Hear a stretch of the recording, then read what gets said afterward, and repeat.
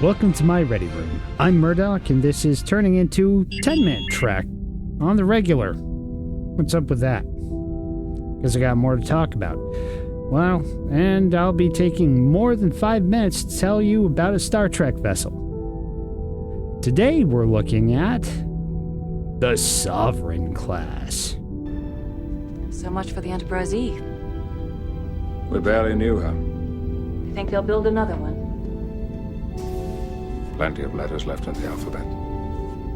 Before we get into today's ship class briefing, please do like and subscribe if you're enjoying this kind of content.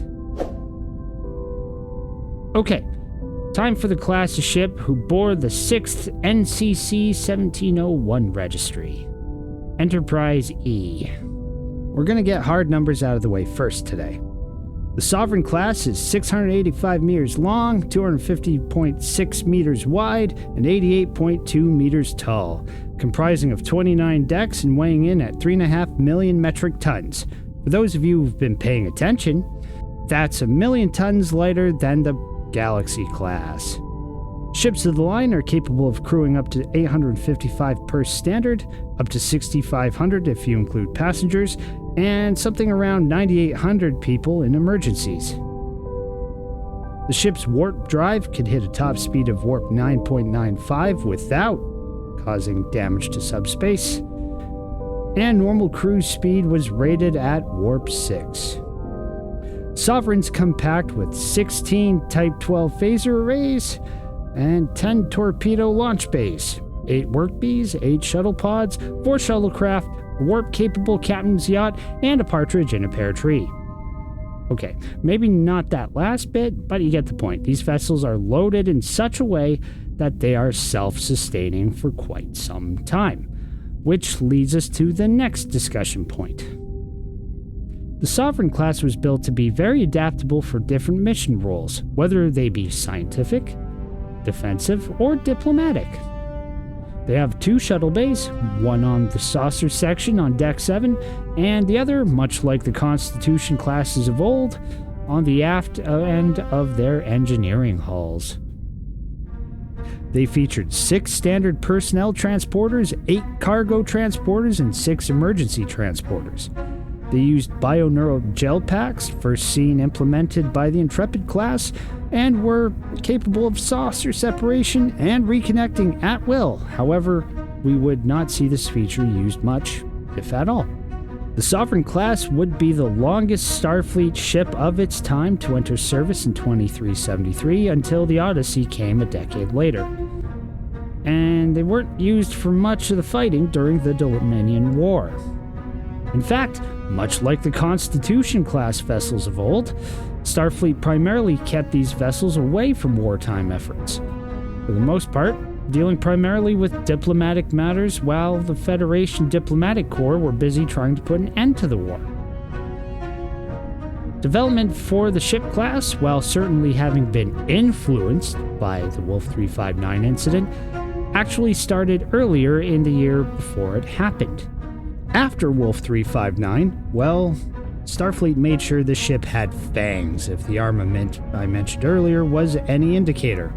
And after the Battle of Sector 001, the Sovereign completely cemented itself as a true successor to the balanced multi-role triumph that was the Constitution class a century prior. Naturally, with such a successful blueprint, the Advanced Starship Design Bureau would develop some refit variant subclasses for the Sovereign, many of which, like every major Starfleet ship class, got their names from tradition or the class's naming convention itself. They were the Majestic, the Noble, the Vizier, the Regent, the Imperial, the Archon, and the plainly dubbed Sovereign Refit subclasses. And with these variations came variations on the roles they fulfilled. The Majestic, Noble, and Imperial classes were more aesthetic choices than anything, though I'm sure the Imperial having extra surfaces could have some interesting uses. The Regent, my personal favorite, was an attempt at reinventing the wheel a bit, and aside from looking absolutely beautiful, because let's face it, it's a gorgeous starship.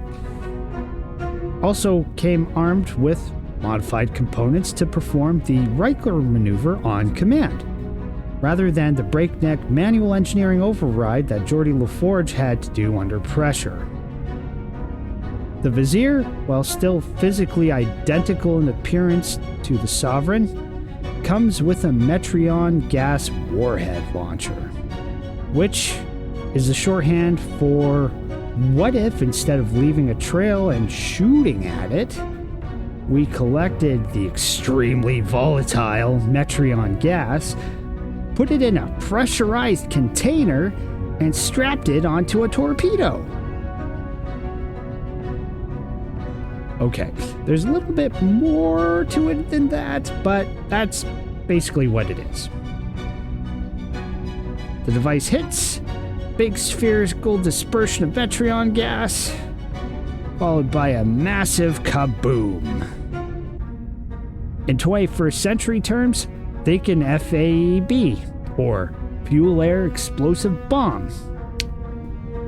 That's basically what this thing is, but in space. Apparently my hands don't like working with me. Space. The one I haven't talked about yet, the Archon, well, she's a bit different. This variant was made with Starfleet intelligence's specs and some secret sauce that most certainly violates the Treaty of Algernon. But we're all friends now, right? Right? Okay, maybe not with the Tal Shiar, because those guys are jerks, but anyway. The Archon is more intelligence gathering skewed, so much so that, you remember the Pegasus? The ship Will Riker was sworn to never talk about? The technology developed in that vessel's tainted legacy resurfaces here, refined and perfected and usable. The technology is known as the incremental phase cloaking device. When it turns on, it kind of needs to go through a warm-up cycle, but as its name suggests, the ship literally phases out of not only the visible spectrum of light, but also seemingly our dimension of space-time. Capable of observing everything still. Don't ask me how, I haven't read into the paperwork, and Section 31 isn't keen on letting the details of that or a certain portal gun go public. But unable to interact with any matter or energy while phased out of this dimension like that. Which is also why the Pegasus was lodged into part of an asteroid when Enterprise D found her years later. The thing literally passed through an asteroid, and when the crew mutinied and tried to scuttle the ship, she wasn't completely through when they phased her back in. And she fused with the asteroid. But what about Enterprise E? That's really why we're here, isn't it?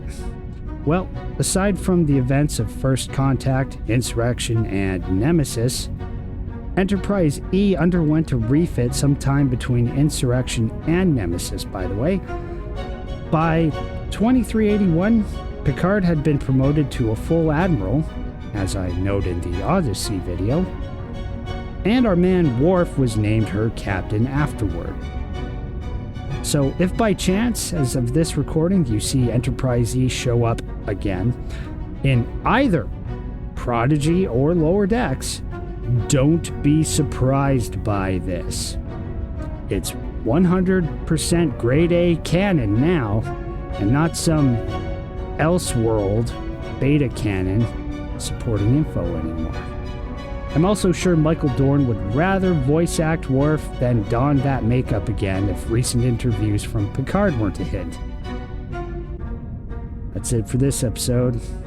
I'll see you in the next one.